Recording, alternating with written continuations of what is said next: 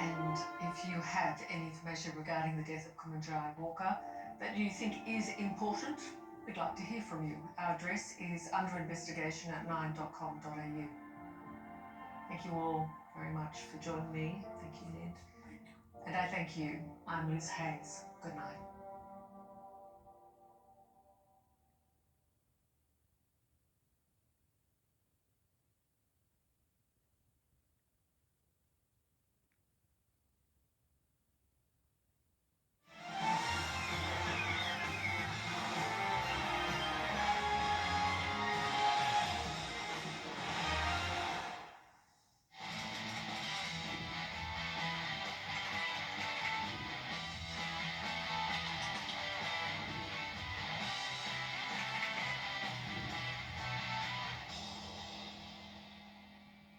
Right now, the AFL Commission is meeting in Sydney, and we can reveal the AFL and the AFL Players Association and other stakeholders are already discussing a revamp of the illicit drug code.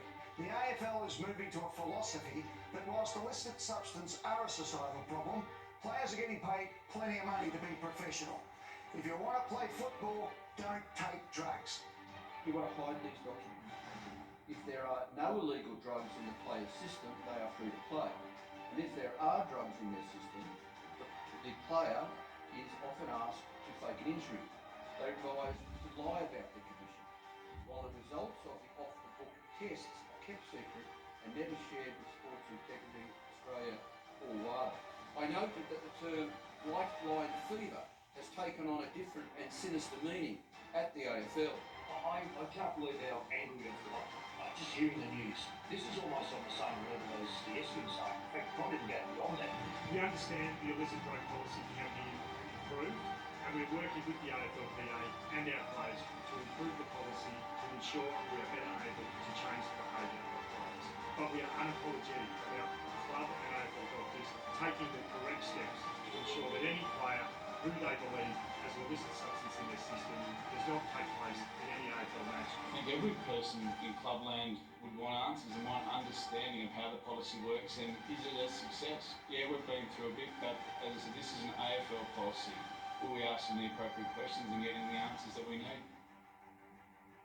Hello everyone, welcome to Footy Classified. What a big week it has been in football. We'll try and get through all of it tonight here on Footy Classified. Matthew Lloyd, Damien Barrett, Jimmy Bartell. Welcome, guys. First of all, Damien, an excellent story by Michael Warner in the Herald Sun today. For me, though, the story was the enmity between the club doctor at Melbourne and the president of Melbourne and what was left. There wasn't a whole lot of new news as far as what's been going on with the drug code, but maybe new to people who don't know what really goes on. Yeah, there's a Glenn Bartlett later about it, he being a former chairperson of the club, president of the club, who was taking action against several people. It's a 20-year story. This illicit drugs policy is in its 20th season of operation. It was controversial from its inception. It has served a purpose to a point for the AFL, but it is littered with flaws and it has been rorted. And as you reported earlier this month, it is officially done. Yeah, and I can tell you, the first time I went to a president's meeting in 1998, I brought up illicit drugs, and the other presidents in the commission had no idea about it. So that was 1998. We got to 2005. The drug code came in. Why did the drug code come in? Because the Players Association and the AFL realised it was getting out of hand. Why did that story that we dropped 3 weeks ago come? Because, again, the Players Association, the players who don't do drugs, the clubs and the AFL say it is all getting out of hand again. And so now what they're saying is we want to be empathetic to anyone that's got mental health issues, but don't take the mickey. And now it's too dangerous for everyone, for the players themselves, for long-term bans, for the clubs, nefarious activities, blackmail opportunities, all these things, as well as, you know, what we're seeing now, everyone's in court every 5 minutes, as well as long-term down the road. Enough's enough. They are going to bring in a punitive code. They're going to say that the AFL is not on match day for testing, but match day is the entire season. That's the biggest jump that is coming. I believe that this will be done by June this year. I think it'll come in next year. They'll kick it around. They'll have to get everybody signed off on it.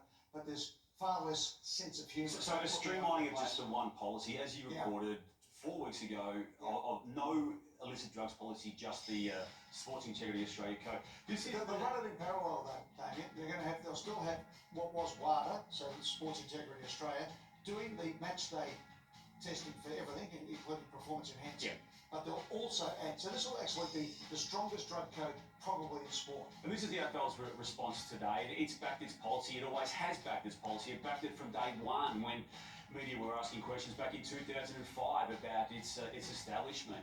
This is why they wanted to bring it in, the medical model attached to it, Lordo. And let's way down that path of it right now. There's a lot of layers to it. We'll get to all of them in the next few moments, but the medical model aspect of it. You know, what shocked everyone today, including me, was there's a lot of rumours in innuendo around players over the past few years saying, is their injury genuine? But you took it on face value that it was. But I want to ask you as a president, Ed, and you as a director of footy, Jimmy, were you ever aware that players were not going to be playing because an injury might have been mentioned, but there was more to it than that? No, Lloyd, in my time as being a director at the Giants, I have no idea. I have no idea who's got strikes. I have no idea what a play, if you're brought into the club, whether they're bringing a strike with them. You're completely in the dark. And Simon Goodwin touched on it. We're just asking the AFL for answers because it is their policy. Can I ask you though, Jimmy, as a player, you wouldn't want anyone to know what was going on in your private medical world? Well, No, you weren't allowed. That's the thing, is the doctors aren't hiding. Their first priority is doctor-patient confidentiality. The AFL made it actually prohibitive to find out. Now, as a president, I think let's roll this, a great bit from Nathan Buckley today, which, you know, my eyes bugged out on.